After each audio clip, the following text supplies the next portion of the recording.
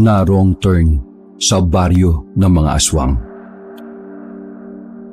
Nakatago sa madamong lugar ang kotseng sinasakyan ng magbabarkadang Adrian, Bernard at Paul. Tahimik silang nakikiramdam sa paligid. Nanginginig ang kamay ni Adrian habang patingin-tingin sa labas ng bintana. Namumutla rin ang kanyang mukha at panay ang pakawala ng malalalim na paghinga. Ano ka ba, Adrian? Kumalma ka nga. Pati ako naawa sa lakas ng nervyos mo eh. Inis na saway ni Bernard sa kaibigan habang pinipilit naman niyang maging matapang. Sino ba naman hindi kakabahan at matatakot?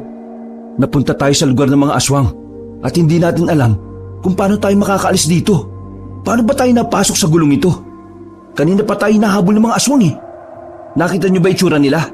Sabik na sabik sila makatikim ng tao. Ayoko maging pagkain nila. Umalis na tayo dito.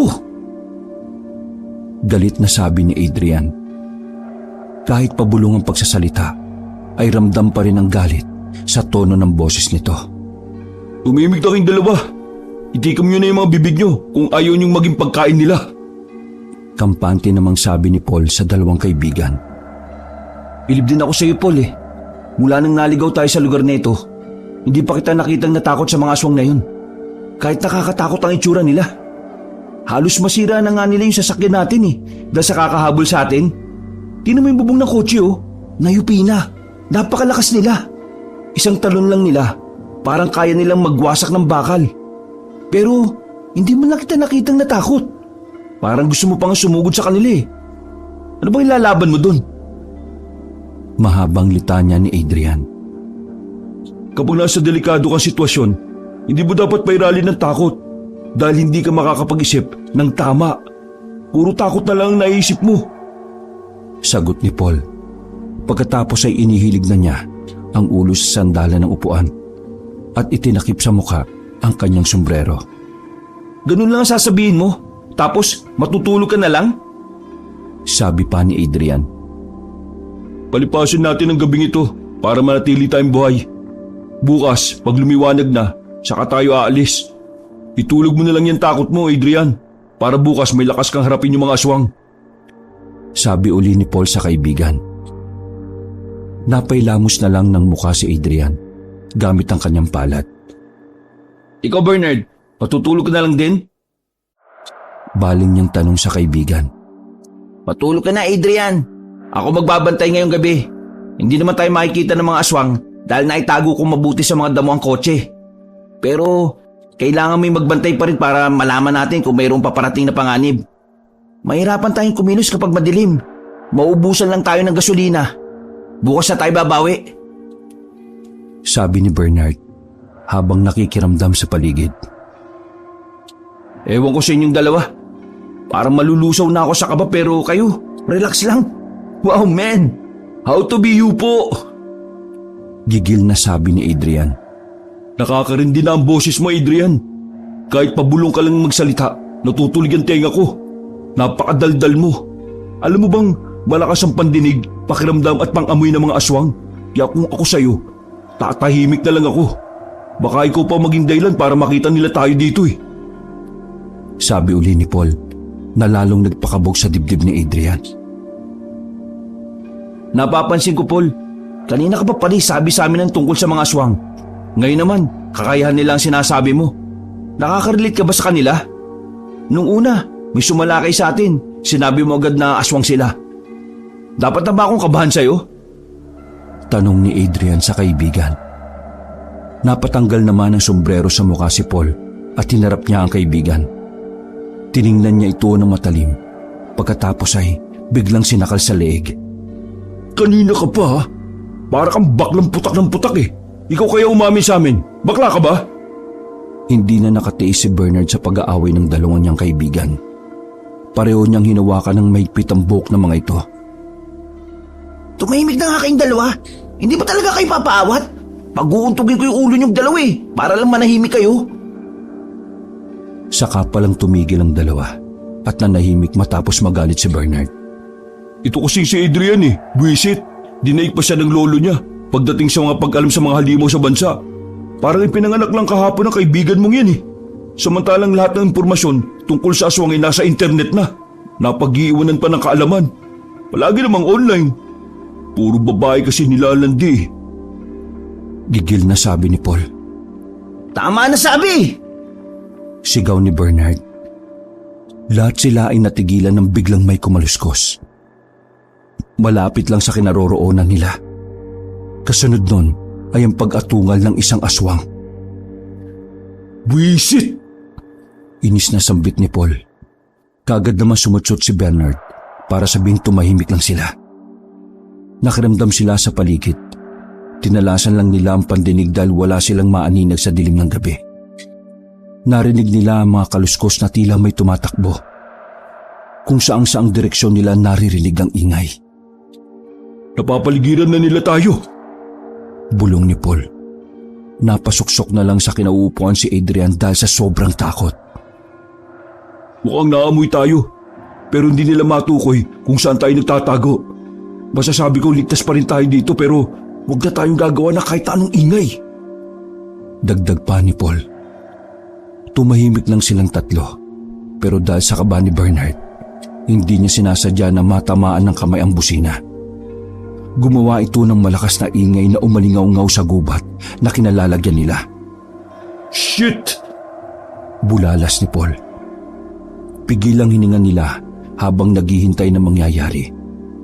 Maya-maya ay narinig nilang muling umalulong ang isang aswang na nasa malapit nila. Pagkatapos ay sinagot ito ng isang alulong mula naman sa malayo. Tumahimik ulit ang paligid ng ilang minuto. Pagkatapos ng sagutan yun ng mga aswang, matapos ang ilang minuto ay biglang naalarma si Paul. Mukhang alam na nila kung nasaan tayo. Pakiramdam ko, susugurin nila tayo ng sabay-sabay. Isarado mo ng bintana, Bernard. Ihanda mo na ang makina ng sasakyan. Sabi ni Paul. Paano mo nalalaman ang lahat ng yan, ha? Nagtataka na namang tanong ni Adrian. Tingnan mo ang paligid.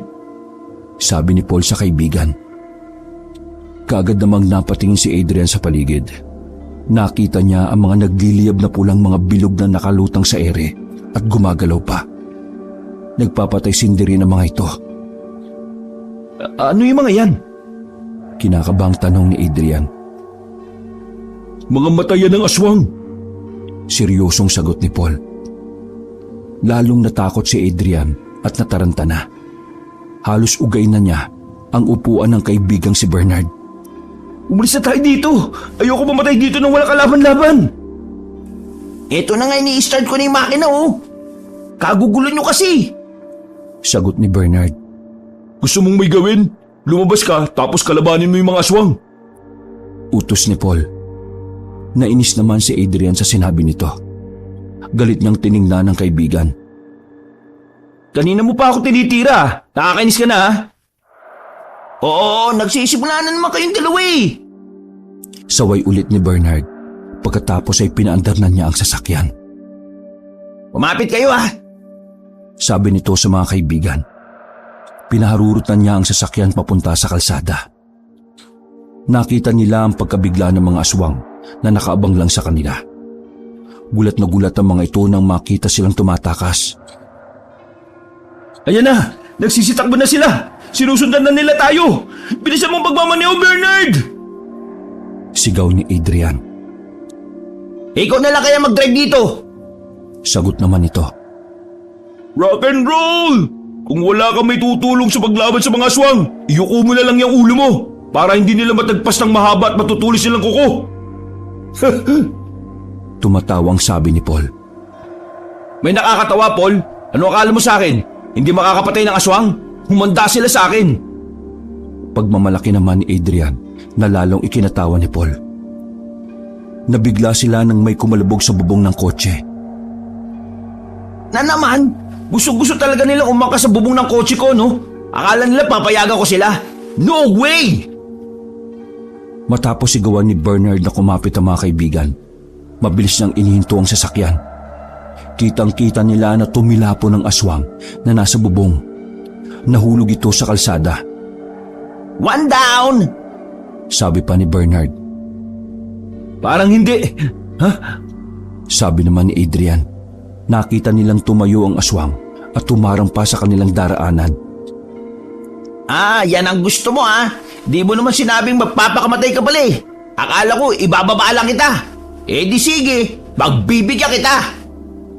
Sigaw ni Bernard sa aswang. Pinaandar niya uli ang sasakyan at hindi nagdadalawang isip na sagasaan ng halimaw. Ramdam pa nilang ginulungan ng kotse ang katawan ng halimaw. Nice! Natutuwa namang sabi ni Paul.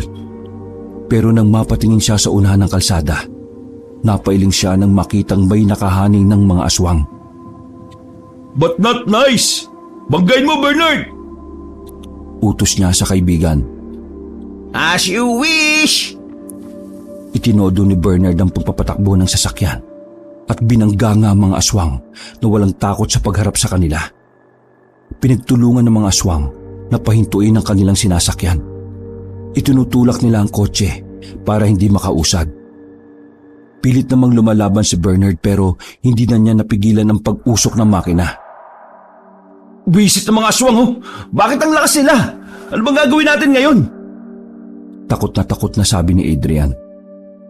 No choice. Sira na ang kotse. Kailangan natin lumabas at lumaban sa kanila kung gusto pa natin mabuhay. Sabi ni Paul na naghahanda ng lumabas.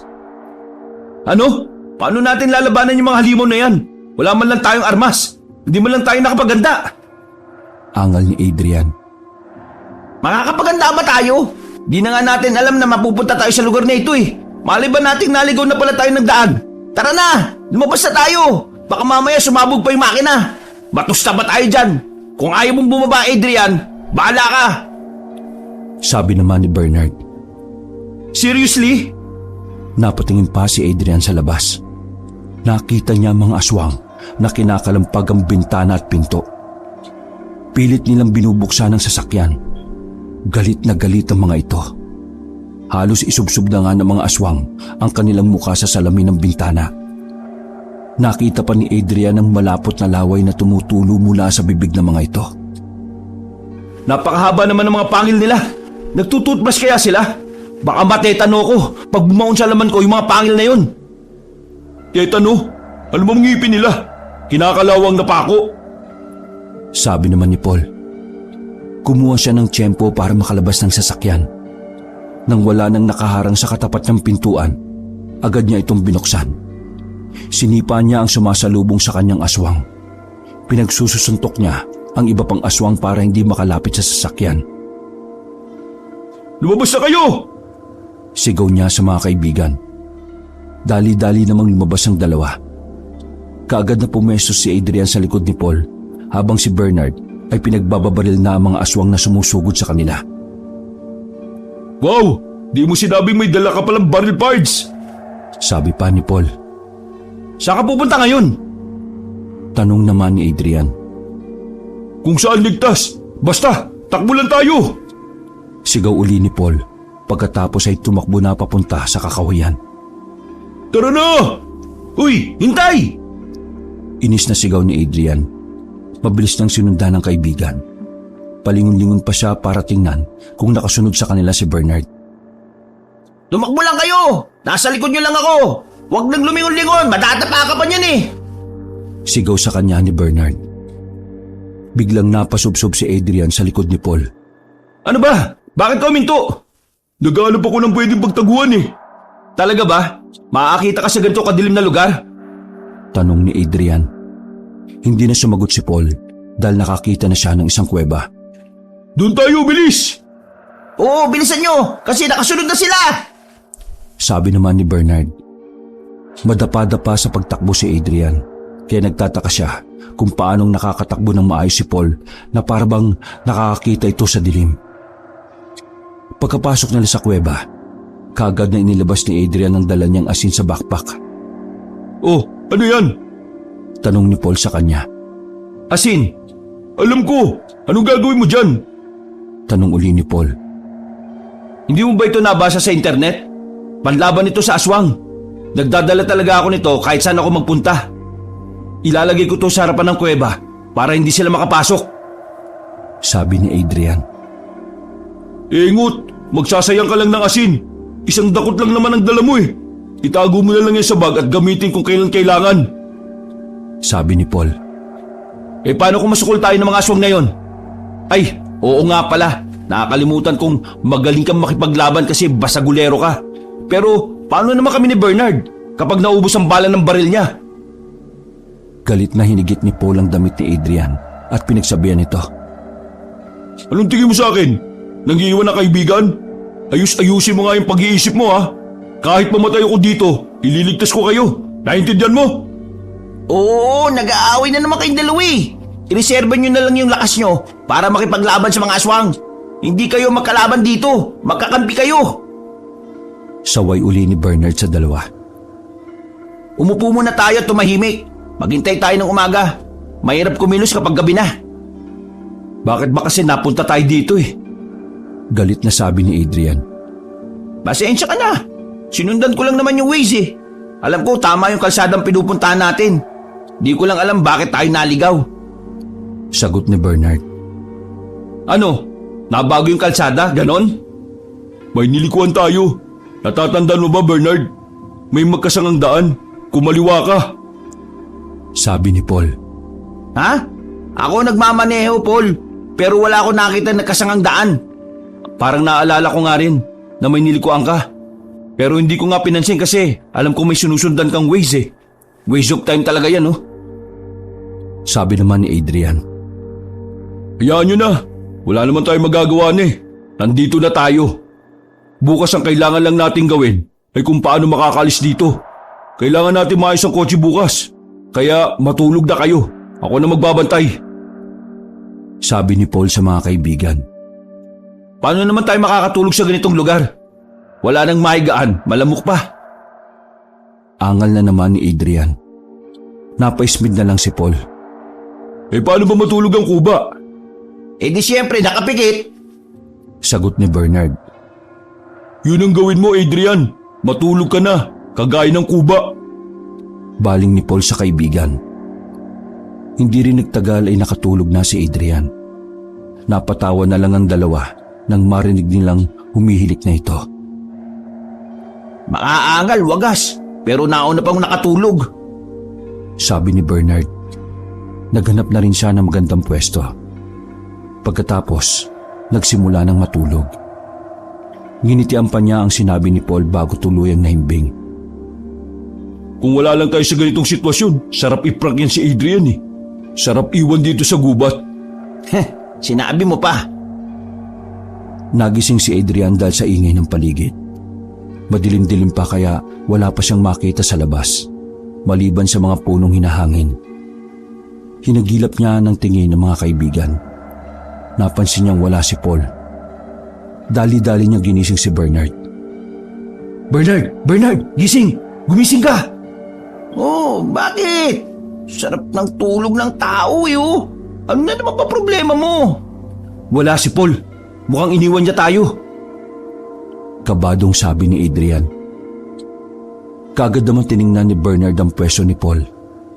Napabangon siya na makitang wala nga roon ang kaibigan.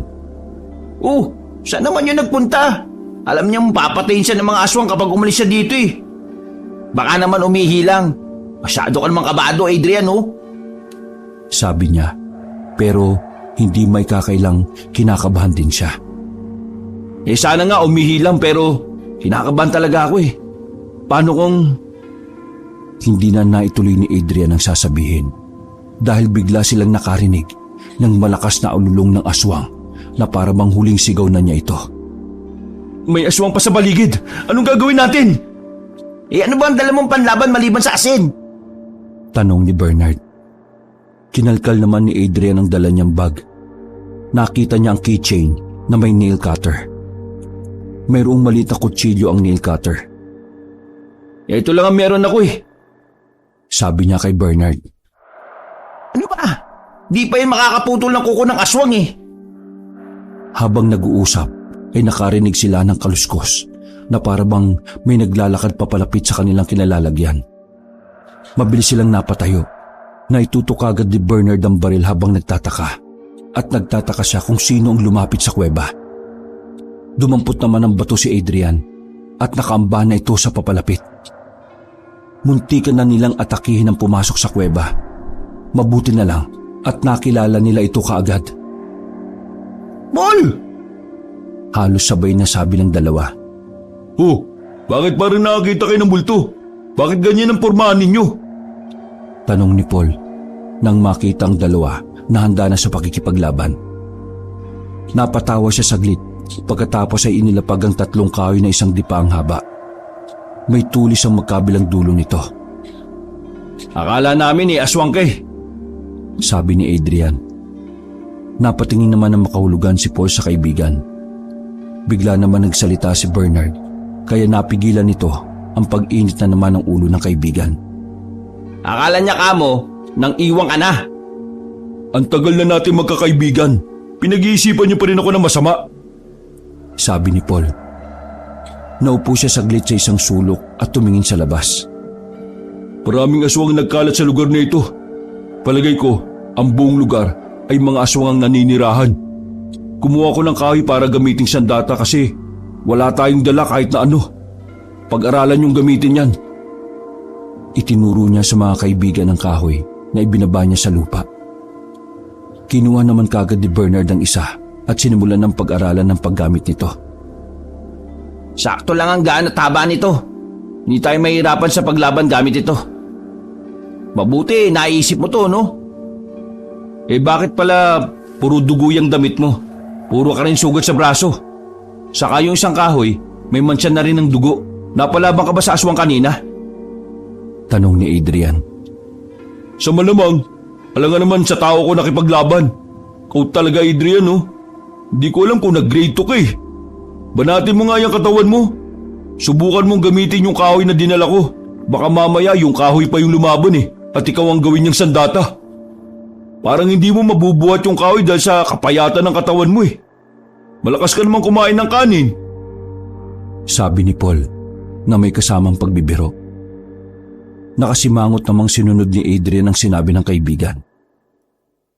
Inabutan na sila ng pagsikat ng araw sa pag-iinsayo. Tumayo na si Paul mula sa pagkakaupo at inaya na ang mga kaibigan. Handa na ba kayo? Kailangan na natin bumalik sa kotse. Kailangan na nating maayos yun dahil parang wala nang ibang paraan para umalis tayo dito. O sige, tara na. Sagot naman ni Bernard. Kinakabahan ako. Sabi naman ni Adrian. Pinagtinginan siya ng dalawa kaya dinugtungan niya ang sinabi. Pero lalaban ako, no? Ano pa ba? Akala ko gusto mong maiwan dito sa kuweba eh. Pangaasar uli ni Paul. Nagsimula na silang maglakad pabalik ng kotse. Nakarating na sila sa kalsada pero walang aswang ang sumagupa sa kanila. Nakapagtataka, wala sila. Walang sumalubong sa atin. Natakot na bagad sila sa sandatang kahoy na to. Sabi ni Adrian na halata ang boses na nagkukunyaring tapang. Baka bumalik na sila sa lugar nila. Mas okay na yun para may oras tayo makalis kagad dito sa lugar na ito. Sabi naman ni Bernard. Pagkarating nila sa kalsada kung saan naiwan ang sasakyan, nabigla sila nang makitang wala na doon ang kotse. Oh, nasaan na yung kotse ko? Inis na sabi ni Bernard. Mukhang sinadya nilang kunin para hindi na tayo makalis dito. Kaya pala walang umatake sa atin. Matalino rin ng mga aswang na yun ah. Naisip nilang kapag wala tayong sasakyan, maghahanap tayo ng ibang paraan para makaalis. Panginting-ngiting sabi ni Paul. O tapos, aasahan nila mapupunta tayo sa lungga nila. Tapos, susuko na tayo. Hindi na uy. Maglakad na lang tayo hanggang makabalik tayo sa magkasangang daan. Palagay ko, yun talaga ang salarin eh. Isa yung trap. Sabi naman ni Adrian. Malayo-layo na yung lugar na yun, no? At hindi ko alam kung saan na ba yung daan pabalik. Parang magkapareho magkabilang daan na ito.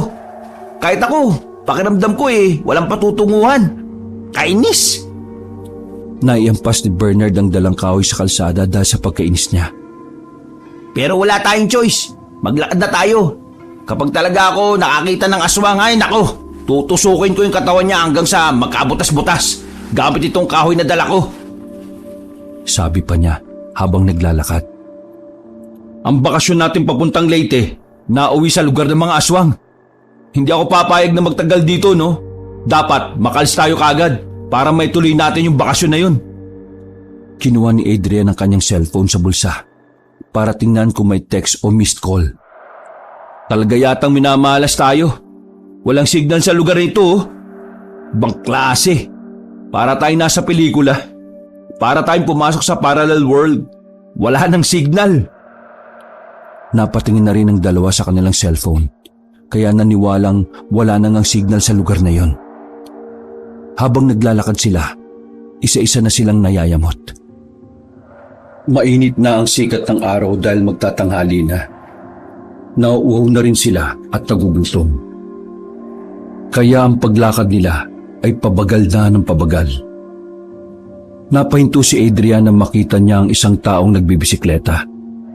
Naka-long sleeve ito ng damit, naka-jogger at nakasombrero pa. Kaya hindi niya makita kung normal na to o aswang din ito. Pero dahil sa gutom at uhaw, sinigawan niya ito. Manong! Yuhu! Tao po! Kaagad naman siyang pinigilan ni Bernard. Uy, tigilan mo nga yan. Baka mamaya aswang yan. Ayos lang kahit aswang siya. Nag-iisa lang naman siya. 3 tayo. Pero kung hindi siya aswang, makikinom lang tayo. Tingnan nyo, may bote ng tubig sa basket ng bike niya. Sagot ni Adrian. Muli niyang tinawag ang nagbibisikleta nang tumapat ito sa kanila. Napahinto ito at tumingin sa kanila. Dali-daling lumapit sina Adrian at Bernard, pero naiwan si Paul sa kinatatayuan niya para matyaga ng taong yon.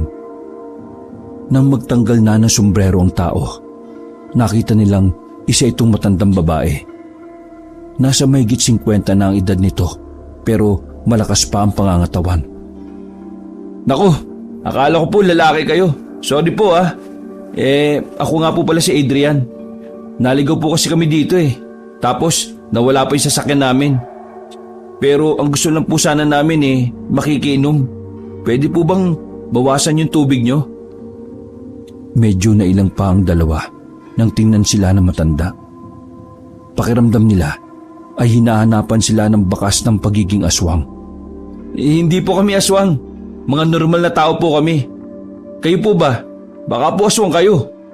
Sana naman may iba kaming tao na makilala dito sa lugar na ito at hindi puro aswang lang. Mula nang maligo kami dito, puro aswang na lang yung nakakaharap namin kayo po, tao po ba kayo? Yung normal na tao Tanong ni Adrian habang tinitingnan ng mata ng matanda. Sa bagay, hindi naman baliktad yung refleksyon ko sa mata ninyo. Kaya ibig sabihin, tao kayo. Hindi sumagot ang matanda. Bumaba ito sa bike at ibinigay ang tubig kay Adrian. Bago siya uminom, ay muli niyang tiningnan ng matanda. Uminom ka na. Hindi ako aswang. Magkapareho lang tayong normal na tao. Sabi ng matanda. Napangiti si Adrian at tinungga na ang bote ng tubig. Pagkainom ay inabot niya ang bote kay Bernard para ito naman ang uminom. Napatingin si Adrian sa kanyang tabi. Hindi niya napansin na naroon na si Paul. Bakit kayo nandito sa lugar ng mga aswang? Tanong ni Paul sa matanda. Pareho lang tayo ng dahilan. Sagot na matanda. Gano'n na po kayo katagal dito? Tanong naman ni Bernard pagkainom ng tubig. Hindi ko na alam. Walang kalendaryo sa baryo. Pero palagay ko mag-iisang buwan na kami dito. Kayo? Ibig sabihin hindi po kayo nag-iisa? Nagtatakang tanong ni Adrian sa matanda. Nasan po yung mga kasama nyo? Gusto ba ninyong sumama sa bahay? O gusto niyong umalis na lang dito? Nagkatinginan ng tatlo sa sinabi ng matanda. Bakit? Ayaw niyo po bang umalis kami dito? Tanong ni Bernard. Hindi ko pwedeng iwan ang anak kong babae at ang aking apo. Nasan po sila? Bakit hindi nyo na lang po isama? Mukha namang patakas na rin kayo Tanong ni Adrian. Bihag kami ng mga aswang. Lumabas lang ako para kumuha ng halamang gamot. May sakit kasi ang apo ko. Sagot ng matanda. Umalis na kayo dito. Hindi kayo pwedeng manatili dito. Mamayang gabi, kapag nakita kayo ng mga aswang, tsak, gagawin kayong hapunan. Sa gabi sila kumakain ng tao. Eh bakit po kayo? Hindi pa nila kinakain. Usisa ni Adrian. Iba ang gusto nilang kainin. Kaya umalis na kayo. Muli nang sumakay ang matanda sa kanyang bike. Paalis na ito nang pigilan nito ni Paul. May kailangan ka pa ba? Nasaan po ang anak at apo ninyo? Kukunin ko sila para sabay-sabay na tayong umalis sa lugar na ito. Hindi na tayo dito makakaalis. Magiging pagkain na lang nila tayo. Saad ng matanda. Pero kung makakatakas pa kayo, gawin nyo na. Bakit ito ang direksyon na tinatahak nyo? Papunta ito sa baryo ng mga aswang. Nakakabali kayo ng daan. Sabi na eh, naligaw na naman tayo. Sinundan na naman kasi natin si Bernard eh. Di ko talaga alam kung paano kang naging driver. Angal na naman ni Adrian. Iniwan na sila na matanda at nagtuloy na ito sa pupuntahan. Hindi ko maintindihan ang sinabi ng matanda eh. Hindi sila makakalis kasi biyag sila ng mga aswang? Bakit? Tapos hindi sila kinakain? Bakit uli? May kakaiba dito Sabi ni Bernard. Pero ano man ang kakaiba doon, umalis na lang tayo dito. Pabayaan na natin sila. Ayaw naman yata nila umalis dito eh. Saad ni Adrian na pakbang ng paalis. Mauna ka na umalis. Sagot ni Paul. Dahilan para mapahinto si Adrian sa paglalakad. Puro sila babae at bata ang isa. Paano silang lalaban sa mga aswang na yun? Kung meron man dahilan kung bakit hindi sila kinakain ng aswang, malalaman natin yun. Hihintayin ko ang pagbabalik ng matanda. Isasama ko sila sa pag-alis natin dito. Ako rin. Segunda ni Bernard. Hindi kaya ng konsensya ko na iwan ng taong kagaya ko. Tapos ako, makakatulog na ng mahimbing pag-uwi. Tapos mananaginip ako gabi-gabi sa kung anong nangyari sa kanila. Napasigaw na lang si Adrian sa pagpapasya ng dalawang kaibigan. Ano ba kayo? Ang hilig niyong pumasok sa gulo. Talaga naman Naupo sila sa gilid ng kalsada habang hinihintay na bumalik ang matanda. Yamot na yamot si Adrian pero wala siyang magawa dahil ayaw naman niyang umalis na mag-isa. Tirik na ang araw nang bumalik ang matanda. Tiningnan nila ito pero lumagpas lang. Nang ilang metro na ang layo, inihinto na matanda ang bike. Pagkatapos ay nilapitan sila nito habang itinutulak na lang ang bisikleta. Bakit hindi pa kayo umalis? Tanghali na. Tumayo si Paul at sinagot ang matandang babae. Hindi po namin alam ang bahay niyo eh. Kaya naghintay kami. Nasisiraan na ba kayo ng ulo? Opo, tama ang sinabi niyo, Manang. Nasisiraan na talaga ng ulo itong mga kaibigan ko. Isasama daw po kayo sa pag-alis namin sa lugar na ito. O di ba? Sino mag-iisip ng walang kwentang planong yun? Sagot ni Adrian. Ikaw lang ang hindi marunong mag-isip. Sagot na matanda kay Adrian. Desidido na ba kayo sa plano niya? Hindi kayo magsisisi kahit mamatay pa kayo? Tanong na matanda na tinunguan naman ni Paul. O sige, umuwi na tayo para makakain na kayo. Mukhang gutom na kayo. Naririnig ko na ang tiyan niyong panay ang tunog. Ayan, may maganda rin akong narinig. Sumigla-bigla ang katawan ni Adrian nang makarinig ng pagkain. O tayo na, uwi na. Kagabi pa ako walang kain eh. Halos 30 minutong paglalakad ng marating nila ang baryo. Lumang baryo pa ito dahil ang mga kubo ay gawa sa pawid, kugon at kawayan. Napahawak si Adrian sa braso ni Bernard nang makita niya ang matatalim na tingin ng mga taong nasa labas ng bahay. Nang makita sila ng mga ito, ay nagsihintuan sa kanilang ginagawa at tiningnan sila na parabang ayaw maalis ang tingin sa kanila. Inihahatid sila ng tingin habang naglalakad. Nakakatakot naman ang mga itsura nila. Hindi na nga ngumingiti, ang pupula pa ng mga mata na parabang hay sa kakasinghot.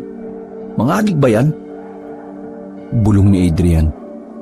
Iginala pa niya ang tingin sa paligid. Lalo siyang kinilabutan nang makitang pati ang mga bata ay ganun din ang itsura. Pero mas nakakatakot yung mga bata dito. Oh. Bakit hindi nila tinatago yung kanilang pangil? Hindi ba sila naturuan ng mga magulang nila na tamang pagngiti?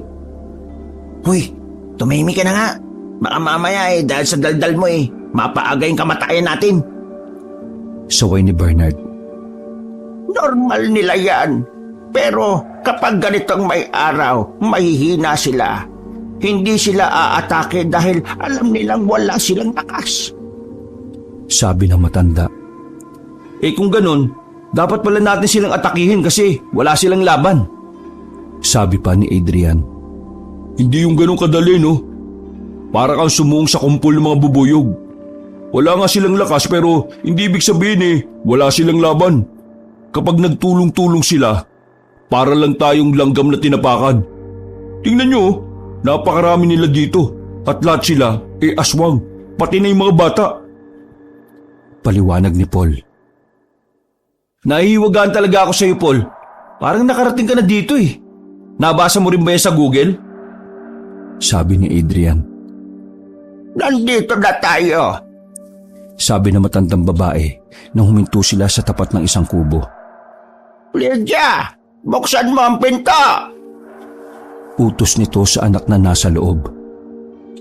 Nang magbukas ng pinto ang babae, tumambad sa paningin nila ang maumbok nitong tiyan. Ha? Buntis ka? Nagtatakang tanong ni Adrian.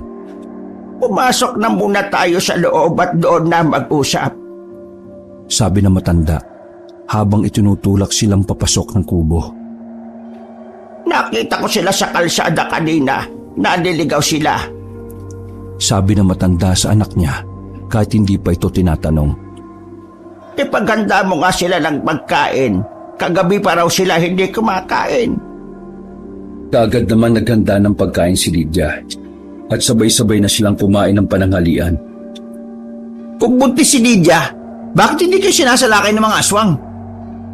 Nagtatakang tanong ni Bernard. Hindi sila kumakain ng sanggol na nasa sinapupunan pa lamang. Tingin ko, inaantay nilang maipanganak ang bata. Sagot ng matanda. Bakit? May ganun palang aswang? Hindi makapaniwalang sabi ni Adrian. May ginagawa po ba silang kakaiba dito sa lugar na ito? Yung tingin nyo pagdadausan ng ritual? Seryosong tanong ni Paul sa matanda.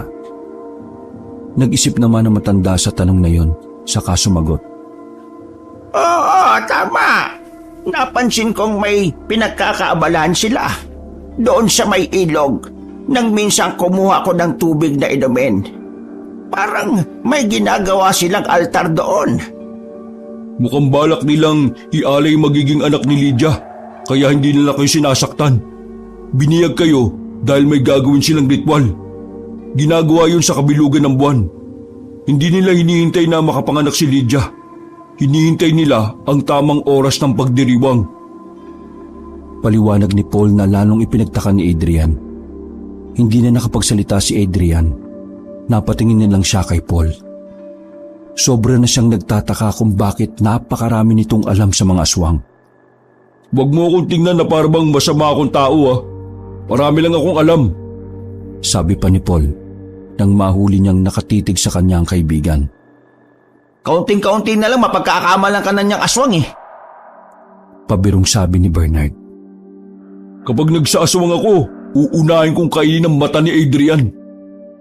Sabi ni Paul, dahilan para kahit papaano ay magtawanan sila. Maya-maya ay umingit ang batang natutulog lang ng mahimbing sa higaan. Nilapitan nito na matandang babae. Lydia, idarang mo sa apoy ang mga dahon na kinuha ko. Pagkatapos ay itapal mo sa noo ni Yoyong. Utos nito sa anak. Bakit po? Ano pong sakit ng apo nyo? Tanong ni Bernard. Ilang araw na siyang nilalagnat.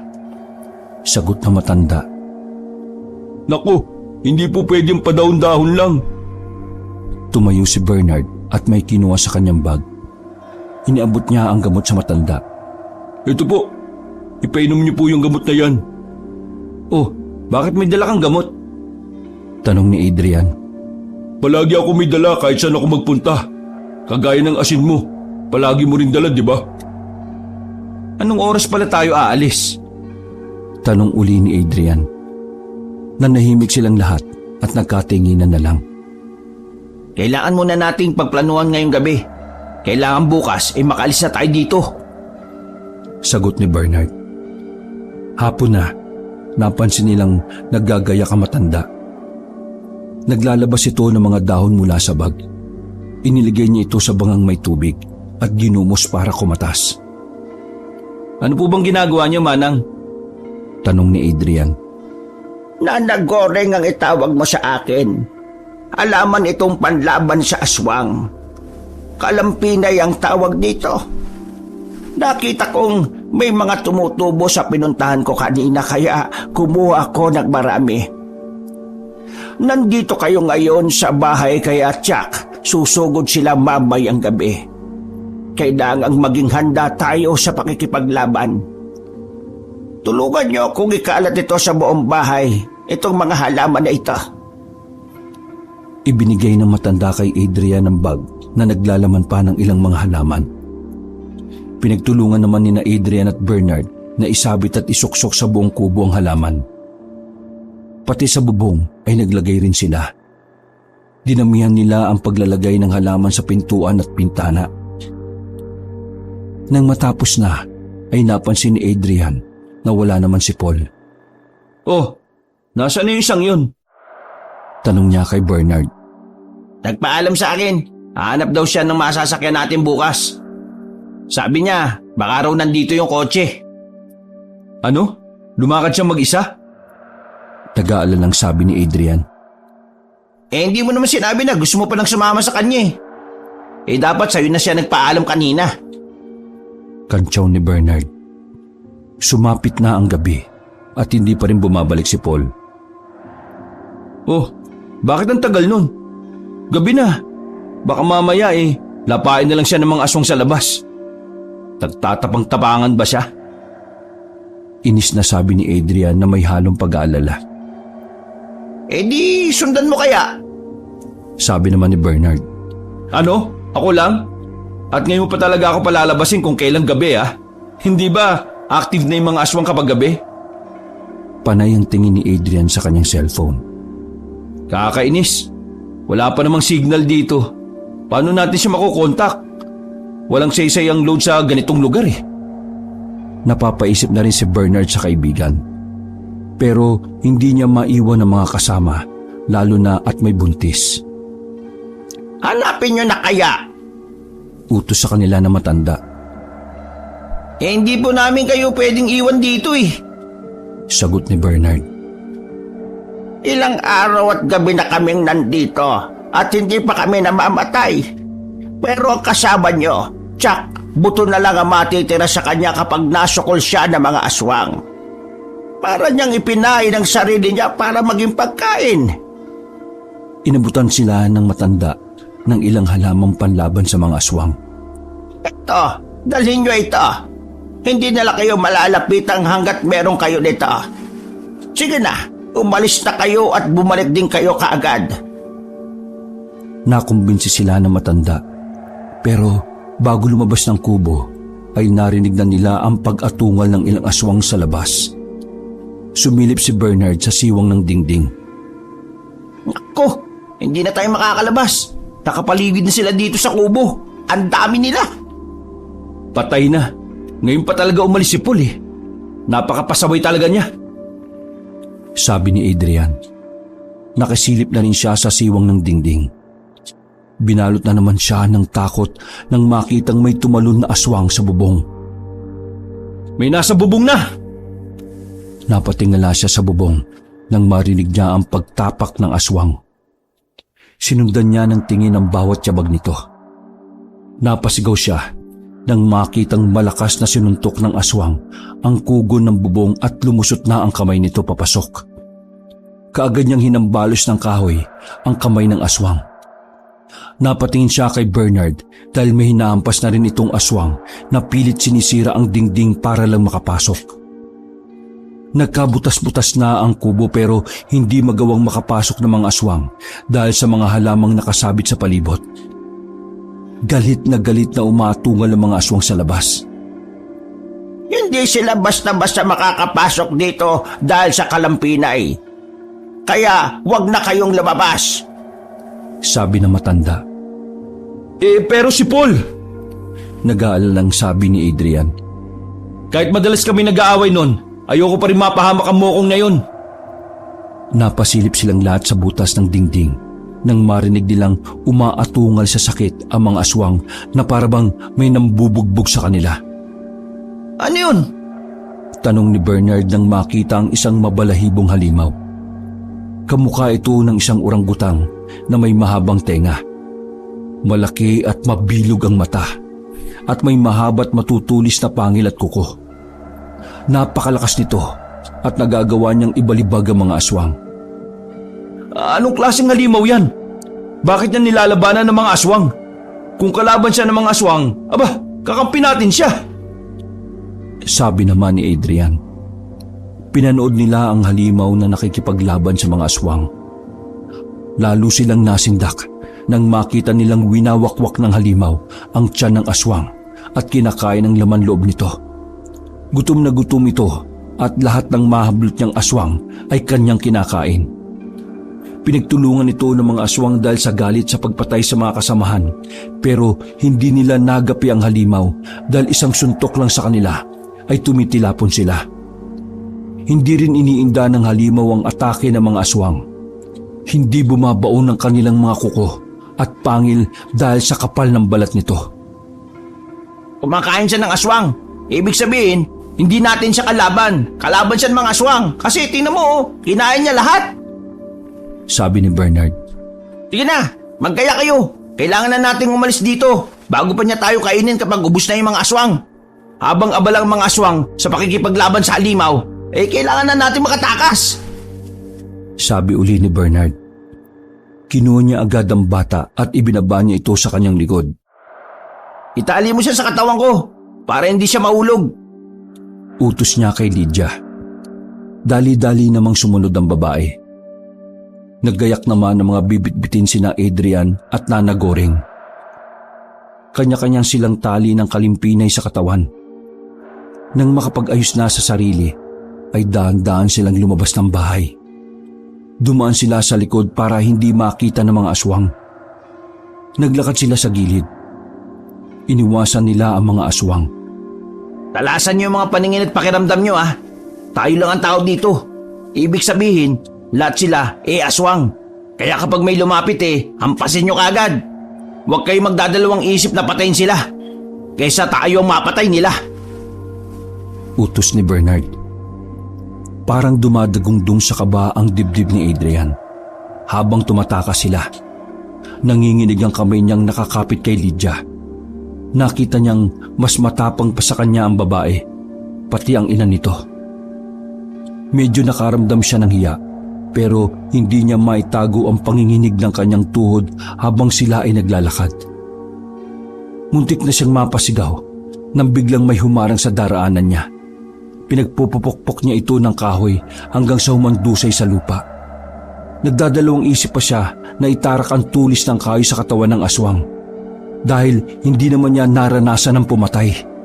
Pero nagulat siya nang biglang hawakan ni Bernard ang kahoy na tangan niya at itinarak sa katawan ng aswang. Huwag ka magdalawang isip.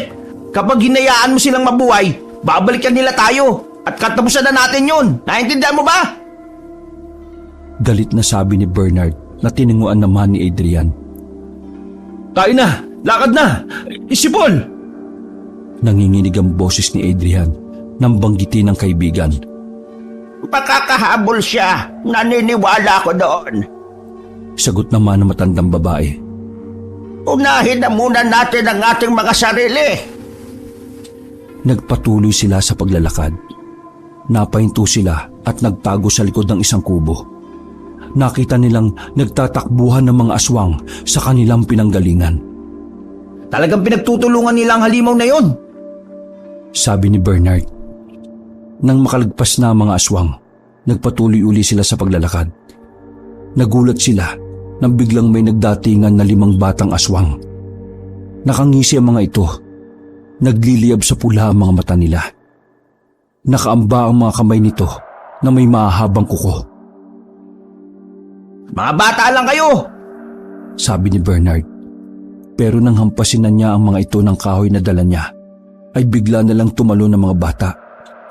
Nagpalipat-lipat sila ng pwesto hanggang sa malito na sila kung saan hihinto ang mga ito. Hanggang sa makita na lang ni Adrian na nakakagat na sa braso niya ang isang batang aswang. Ako talaga una mong kinagat Pinagpipipitik niya sa mata ang batang yon, pero lalo lang nitong binaon ang pangil.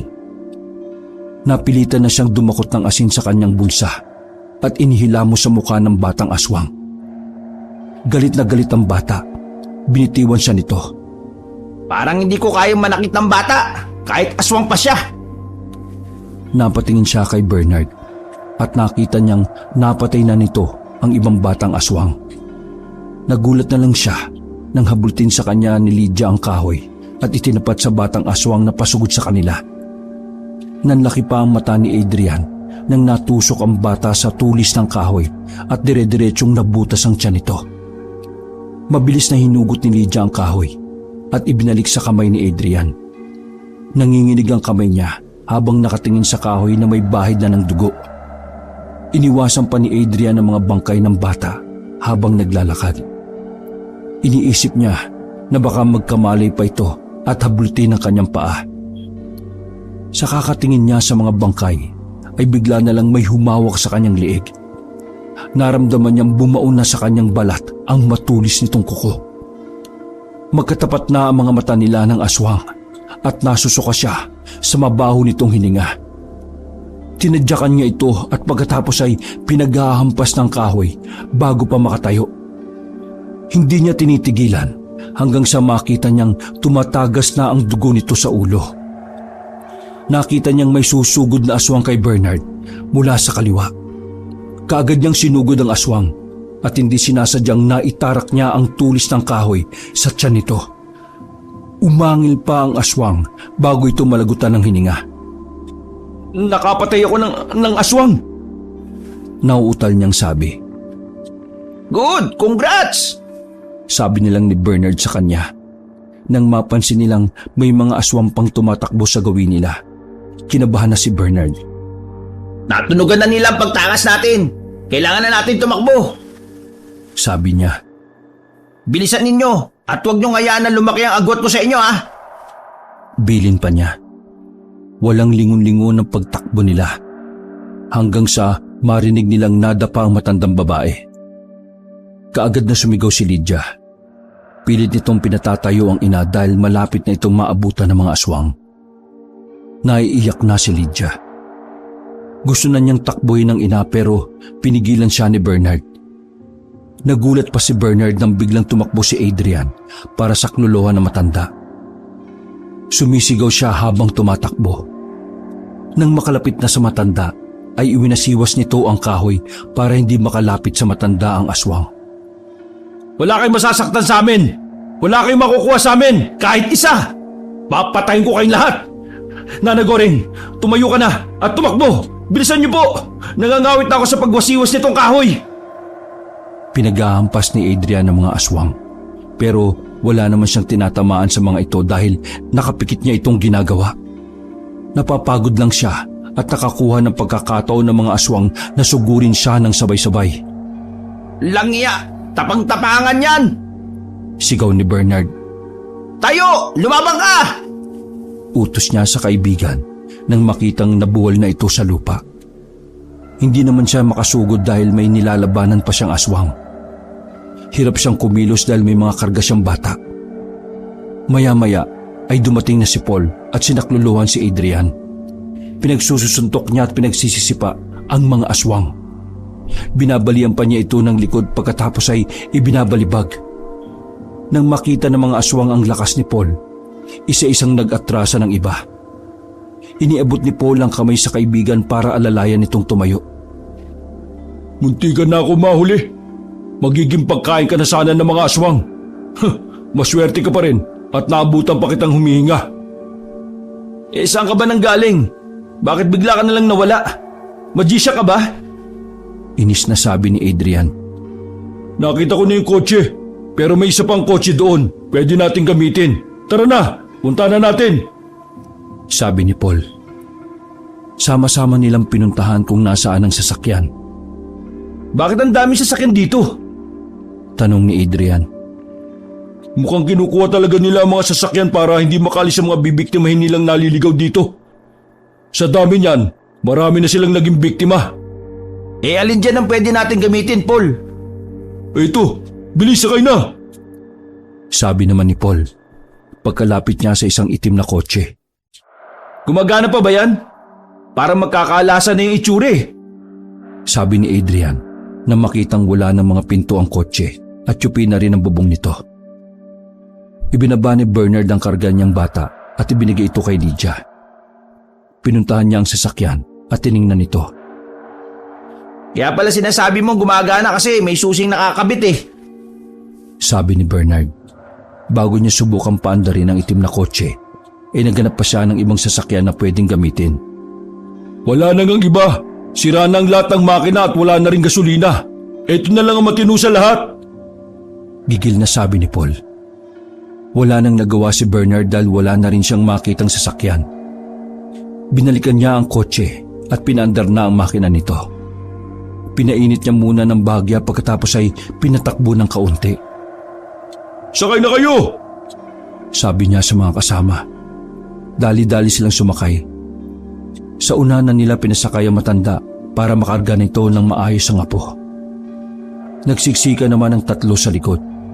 Pinagitnaan ni Paul at Adrian si Lydia. Sandali lang! Pigil ng matandang babae kay Bernard bago nito paandarin ang sasakyan. Oh, bakit po? May naiwan po ba kayo? Tanong ni Bernard. Inilabas na matanda ang 2 boteng plastik. Naglalaman ng likidong may kulay. Yan yung pinigaan nyo na halaman kanina? Ano pong gagawin dyan? Ipaligo niyo sa sasakyan bago tayo umalis para hindi tayo gaanong malapitan ng mga aswang. Yan din po yung sinabi nyo kanina eh. Pero hinabol pa rin tayo. Kahit na may mga nakasabi tayo sa katawan. Angal naman ni Adrian. Wag na, umalis na tayo dito. Ibuhos na lang yan kapag may mga aswang na sumusugod para sigurado mapakinabangan. Kaysa naman itapon lang isa sa sasakyan, matutuyo lang yan ng hangin. Andar na! Sigaw ni Paul. May point ka, Bards. Okay, kapit na tayo. Sabi naman ni Bernard. Pagkatapos ay pinaharurot na ang sasakyan. Nang makabalik na sila sa kalsada, naagaw nila ang atensyon ng mga aswang dahil sa ingay ng makina at tambutso. Ala, sige, habol! Maangas na sigaw ni Bernard sa mga aswang na tumatakbo. Adrian, maging alerto ka ha. Punin mo ito. Iniabot niya ang baril sa kaibigan. Siguraduhin mong wala ka masasayang na bala ha, dahil last na yan. Bakit mo sa akin ibinigay? Paano ba ito gamitin? Kalabitin mo lang ang gatilyo, siyempre. Sagot ni Bernard. Ibinigay naman ni Adrian ang baril kay Paul. Ikaw na lang ang gumamit nito. Malay ko ba dyan? Kaya mo bang makipagsuntukan kapag may... Natigil sa pagsasalita si Paul nang biglang may lumagapak na aswang sa bubong ng sasakyan. Kapag ganyang may aswang sa malapit, mag-focus ka sa malayo. Ako ang bahala sa sasampa sa kotse. Hinablot niya ang paa ng aswang na nasa bubong at maraas niya itong inihulog. Mahigpit naman nakakapit ang isang kamay ng aswang sa bubong ng kotse habang ang isang kamay ay pilit na kinakalmot si Paul. Matigas ka ha? Sa galit ni Paul, pinahaba niya ang kanyang kuko at ibinaon sa binti ng aswang. Umatungal ang aswang at nakabitaw sa pagkakakapit. Nablot na ito ni Paul at pilit na inihuhulog. Nanlalaki naman ang mata ni Bernard nang masaksihan niya ang nangyari nang tumingin siya sa side mirror. Kitang-kita niya rin na nagkulay pula ang mata ni Paul. Iniwas niya ng tingin ng ilang sandali pagkatapos ay muling tiningnan ng kaibigan. Namaligmata lang yata ako kanina. Sabi niya at tumutok na sa pagmamaneho. Halos awayin naman ni Adrian ang baril dahil hindi niya alam gamitin. Nakailang kalabit na siya pero hindi niya napupuruhan ng aswang na tinatarget niya. Napatingin silang lahat kay Bernard nang ihinto niya ang sasakyan. Sa unahan! Sabi nito. Ibinaling nila ang tingin sa unahan ng kalsada at nakita nila ang mga aswang na nakaabang sa kanila. Kapag ipinilit ko, baka masira na naman tayo ng sasakyan. Sabi pa niya. Eh di barilin mo sila, Adrian. Para kahit paano mag-alisan sila. Utos ni Paul. Iyari hindi nga ako asintado Hindi mo kailangan asintahin. Basta barilin mo lang. Sigaw ni Paul. Dahilan para mataranta si Adrian. Inilabas ni Adrian ang kalahati ng katawan sa pinto ng sasakyan at saka inasinta ang mga aswang. Kinalibit niya ng paulit-ulit ang gatilyo ng baril hanggang sa maubusan na ito ng bala. Nang magsialisan na ang mga aswang, muling pinaandar ni Bernard ang sasakyan. Pero kahit anong tapak niya sa acceleration, ay hindi umaalis sa kinalalagyan ng sasakyan. Oh, anong nangyari? Bakit hindi makaalis? Napalingon si Paul sa likuran ng sasakyan at nakita niyang pinipigilan ng mga aswang ang kotse. Naku naman Ang tigas ng bungo ng mga ito Bumaba siya ng sasakyan para harapin ang mga aswang. Umalis na kayo! Ako nang bahala dito! Hahabol na lang ako sa inyo! Utos niya sa mga kasama. Na naman? Tapos anong oras ka na naman darating? Angal na naman ni Adrian. Bumaba na rin ito ng sasakyan at matapang na tumayo sa harapan. Sa likod ka, Paul! Ako, dito sa harapan! Sigaw niya. Ayos! Tumatapang na yung duwag kong kaibigan Nakangiting sabi ni Bernard. Sinalubong ni Adrian ang mga aswang na lumulusob sa kanila. Hindi na siya natatakot na itarak sa katawan ng mga ito ang tulis ng kahoy na kanyang sandata. Tuwang-tuwa naman si Bernard habang pinapanood ang pakikipaglaban ni Adrian. Sigaw pa siya ng sigaw para ganaan sa pakikipaglaban ang kaibigan. Napalingon naman siya kay Paul na bugbog na ang mga aswang sa likuran nila. Sinimulan na ulit paandarin ni Bernard ang sasakyan. Nilagpasan na niya si Adrian pero hinabol naman sila ng mga aswang. Hindi kayo makakalapit sa amin! Sigaw na matandang babae habang binubuhusan nito ng likidong dala ang mga aswang na nagtatangkang sumabit sa sasakyan. Ibinigay pa ng matanda ang isang bote sa kanyang anak para isaboy din sa mga aswang na nasa gawin nito. Umaatungal ang mga aswang kapag nababasa sila ng tubig na yon. Pabisa din pala ang tubig na yun Akala ko pampaligo lang ng sanggol. Ay mga daon-daon, pampaligo rin pala ng mga aswang. Tumatawang sabi ni Bernard. Nang medyo nakalayo na sila sa mga aswang, inihintunan niya ang sasakyan para hintayin ng mga kaibigan. Nakita niyang tumatakbo ng palapit sa kanila si Adrian. Kinawayan niya ito at sinabing bilisan ang pagtakbo. Si Paul! Tanong niya pagkalapit ng kaibigan. Humihingal na naitukod ni Adrian ng mga kamay sa magkabilang tuhod. Binawi muna niya ang paghinga bago sumagot. Susunod daw siya. Pinaunan niya lang ako. Iniwan mo talaga? Galit na sabi ni Bernard. Pabalikan na sana niya ang kaibigan nang hawakan siya ni Adrian sa braso. Wag na, kaya niya yun. Anong pinagsasabi mo? Ang dami niyang kalaban dun Itinuro pa ni Bernard si Paul na kinukuyog ng mga aswang. Hindi siya makakakilos kapag nandun tayo. Seryosong sabi ni Adrian. Pabayaan na natin siya sa diskarte niya. Alam niya ang kanyang ginagawa. Hintayin na lang natin siya dito. Nagngingit-ngit sa galit si Bernard nang hawakan ito sa damit si Adrian. Halos mapunit ang suot ng kaibigan dahil sa higpit ng kanyang pagkakahawak. Maya-maya ay natigilan siya nang magsalita ang matandang babae. Anong nangyayari sa kanila? Tanong nito. Mula sa kanilang kinaroroonan ay nakita nilang tumilapon ang mga aswang na parabang pinagagisa ng mga ito nang lumitaw ang halimaw.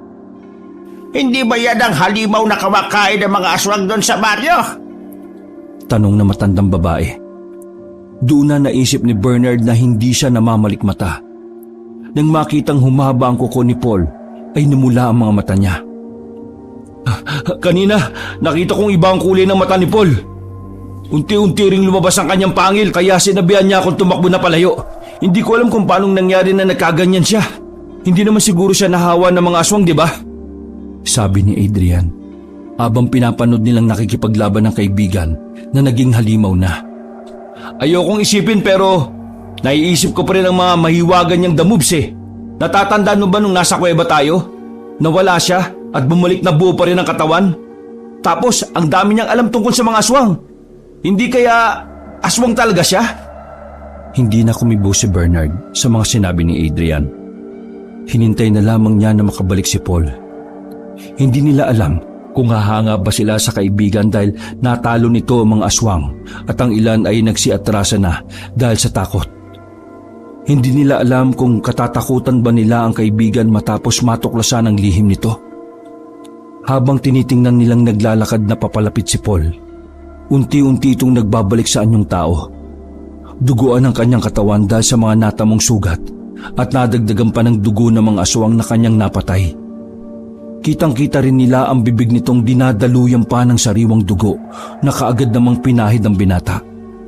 Napahinto sa paglalakad si Paul nang ilang dipa na lang ang agot niya sa mga kaibigan.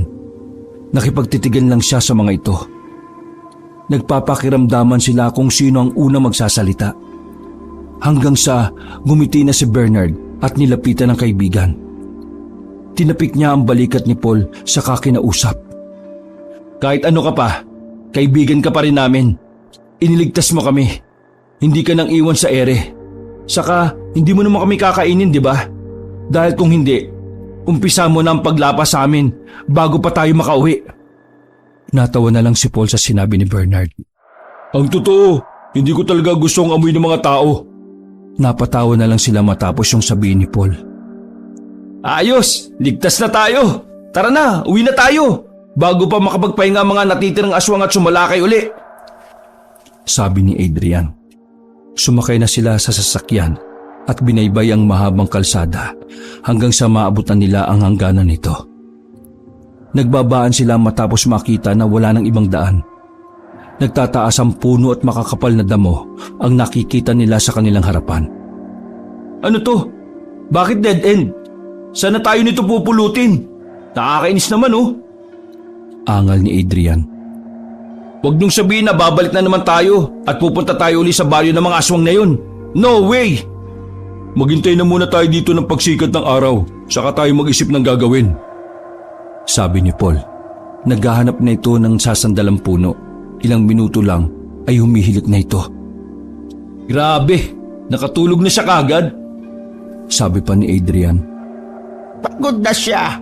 Sa dami ba naman ng kanyang nakalabang aswang, ewan ko na lang kung hindi siya maubusan ng lakas. Sabi ng matandang babae. Hayaan nyo na muna siyang magpahinga. Pero in fairness sa ating lahat siya talaga ay masasabing nagpiesta sa pagkain. Dami niyang nilapang na aswang eh. Sabi uli ni Adrian na pinagtawanan nilang lahat. Kanya-kanya na sila nang hanap ng mapupwestuhan para maidlip. Pero hindi naman makatulog si Bernard dahil sa malakas na hilik ni Paul. Nakipagkwentuhan na lang siya sa matandang babae dahil silang dalawa na lang din ang natitirang gising. Paano pala kayo naligaw sa lugar na yon? Papunta kami sa Leyte noon. Pinasusunod kami ng asawa ni Lydia sa isang resort. May business meeting ang asawa niya kaya sasabayan na rin namin ng bakasyon sana. Dire-diretso lang ang biyahe namin noon. Tapos bigla kaming ginulat ng may dumaang aswang sa harapan ng sasakyan. Naipreno ni Lydia ang kotse dahil akala niya tao ang nabangga niya. Doon na kami napalibutan ng mga aswang at dinala kami sa baryong iyon. Hindi kami makaalis dahil panay ang sakit ng tiyan ni Lydia. Hindi naman kami ginagalaw ng mga aswang. Hindi namin alam kung bakit. Siguro tama ang sinabi ni Paul na baka balak nilang ialay ang anak ni Lydia sa gagawin nilang pagre-ritual. Mabuti na lang talaga at dumating kayo. dahil nauubusan na ako ng pag-asang makakaligtas pa. Abang nandun po kayo, may nakita ba kayong mga biktima pa nila? Madami, pero mga patay na nilang dinadala. Pinagsasalu-saluhan nilang lahat. Hindi ko alam. Meron pala talagang baryo ng mga aswang na nakakubli. Tapos, bigla na lang silang sasalakay para mambiktima. Akala ko talaga kwento lang sa internet yun eh. Totoo pala talaga mga aswang. Ibang klase sila. Napatingin si Bernard kay Paul na mahimbing nang natutulog. Nagseryoso ang mukha niya at napabuntong hininga pa. Siya ang patunay na mayroon talagang aswang na nabubuhay. Matatawag ko na ba siyang aswang slayer? Aswang eater siguro. Pero buti na lang talaga, aswang ang kinakain niya at hindi tao. Natatawang sabi ni Bernard. Kaya pala kahit anong aya namin ni Adrian sa kanya, kapag kakain na palagi siyang tumatanggi. Yung pala, iba yung pagkain niya. Napapaisip tuloy ako paano kaya kung wala siyang makitang pagkain? Ano kaya ang kinakain niya? Di tanungin mo siya. Sabi ng matandang babae. Ay, naku, wag na po. Hindi ko na pakikialaman ng personal niyang buhay. Natigilan ang pag-uusap nila nang biglang magsalita si Adrian. Wag po, wag po! Wag mo akong kainin! Hindi ako masarap, promise! Lalong natawang dalaga nang makita na nagsasalita si Adrian habang natutulog. Nananaginip siya ng aswang. Sabi pa ng matandang babae. Maya-maya ay nakaramdam na sila ng antok kaya naidlip na sila. Sabay-sabay silang nagising dahil sa gulat ng biglang makarinig ng busina ng sasakyan. Narinig niyo ba yon? Busina yun ah! May sasakyan dito! Ibig sabihin, nasa highway na tayo! Bulalas ni Adrian matapos maalimpungatan. Hinagilap niya kung saan ang gagaling ang ingay. Naririnig na rin nila ang ilang mga sasakyan na bumabiyahe. Dito, halika kayo rito! Tawag ni Bernard sa mga kasama. Tiningnan nila ang makapal na damo at mga baging na nakakapit sa mga punong nagsisiksikan na mga pagtubo. Hinawi ni Paul ang mga damo gamit ang kahoy hanggang sa makasilip na siya sa kabilang bahagi ng lugar. Dito nga! Highway na sa kabila! Nakikita ko na yung mga sasakyan! Paano naman tayo makakadaan dyan? Tanong na matandang babae. Madali lang to. Kung walang daan, gumawa tayo. Sabi ni Paul. Sinimulan na niyang alisin ang mga damo para makagawa ng madadaanan. Tumulong na rin si Bernard at Adrian. Ayun! May daan na! Masiglang sabi ni Adrian nang mabitiwan na nila ang mga damo at makita ang maayos na highway. Mauna ka na, Adrian! Tapos abangan mo sila Nana Goring. Utos ni Bernard. Sumunod naman si Adrian pagkatapos ay isa-isa silang lumabas. Pagkalabas nila sa highway ay nagulat pa nang matandaan nilang doon nga ang lugar na yon kung saan sila lumiko at tuluyan ng naligaw. Napatingin pa sila sa pinanggalingan. Paanong nakalusot yung sasakyan natin sa kabila ng madamo at mapuno na daan na yun, no? Ibig sabihin kapag gusto nilang mambiktima, makakaroon ng kalsada yan? Nagtatakang sabi ni Bernard. Hayaan nyo na. Huwag na nating isipin ang mahirap isipin. Ang mahalaga, nakaligtas na tayo at makakauwi na rin tayo. Sabi naman ng matandang babae. Paano tayo makakauwi kung ang sasakyan natin nandun sa kabilang kalsada? Tanong naman ni Adrian. Huwag niyong sabihin na maglalakad tayo. No way! Masyadong malayo, no? Wala naman kaming sinabi na maglalakad tayo ah. Sagot naman ni Paul. Pwede naman tayong pumara ng sasakyan at makisakay sa kanila hanggang sa may pampasaherong sasakyan na tayo makita. Oo nga, ito kasing si Adrian Ayaw gasgasan ng konti yung utak Isa sa uli yata nang walang gasgas yung utak niya. Kantsaw naman ni Bernard. O sige na, sige na. Ako na naman ang slow. Nakasimangot na sabi ni Adrian. Humilyera na silang tatlo sa kalsada at nagsimulang pumara ng sasakyan. Nakailampara na sila pero walang gustong magsakay sa kanila. Ang dudugis na kasi natin Mukha tayong pulubi kaya siguro ayaw tayong hintuan. Sabi ni Bernard. Muntik na silang mawalan ng pag-asa nang may humintong isang van. Nagsigawan sila sa tuwa. Nakipag-usap sila ng maayos sa mga sakay ng sasakyan, kaya pinayagan silang maisakay. Bago pa umalis ang van, napalingon si Paul sa pinanggalingan nila dahil may naaamoy siyang aswang. Nakita niya itong nakasilip sa binutas nilang daan. Nanlilisik ang mga mata nito at galit na galit sa kanila. Muling nakahatak ng atensyon si Paul nang kausapin niya si Bernard. Di ba, Pards? Nabiktima tayo ng mga agaw kotse gang. Masyado silang madami at armado kaya ganito ang mga itsura natin. Pakindat-kindat pa si Bernard habang nagsasalita. Ha? Oo. Hindi na kami lumaban kasi may kasama kaming buntis at bata at saka matanda. Ay, salamat pala uli sa pagpapasakay niyo sa amin ha. Sabi naman ni Paul. Mababait ang may-ari ng van kaya inihatid sila ng mga ito hanggang sa lugar na pwede na sila mag-commute. Bago sila maghiwa-hiwalay, pinahiram muna nila ng cellphone si Lydia para makontak ang kanyang asawa. Nagpasundo sila sa asawa niya sa lugar na yon. Pagkatapos makatawag ay hinayaan na silang umalis. Sigurado pong kaya niyo na yan? Tanong ni Paul kay Nana Goreng. Oo, ligtas na sa lugar na ito.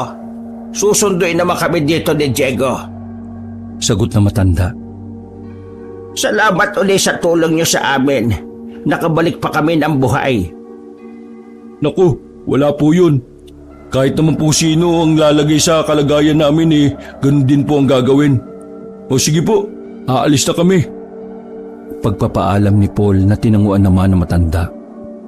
Hinitian naman niya si Lydia at tinaplos pa niya ang ulo ni Yoyong. Mag-iingat po kayo ha, aalis na po kami.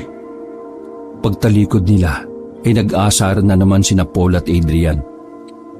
Kain kaya muna tayo ng lugaw para naman mainitan ni sikmura ko. Sabi ni Adrian. Oo nga, nagugutom na rin ako. Ikaw, Paul? Tanong naman ni Bernard. Ay, sorry, nakakalimutan ko. Sa atin palang tatlo ikaw ang busog. Baka hindi ka natunawan yan. Dami mo kaya kinain. Tumawa naman si Paul dahil nakakaisip ng kalokohan. Hindi na pala ako mahirapang makahanap ng pagkain. Alam ko na kung saan makakahuli na masarap. Pambira yan. Tara na nga, Adrian. Bilisan mo maglakad.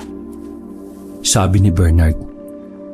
Napapangiti na lang si Paul dahil nakatagpo siya ng mga kaibigan na totoo natanggap ang kanyang pagkatao. Wakas.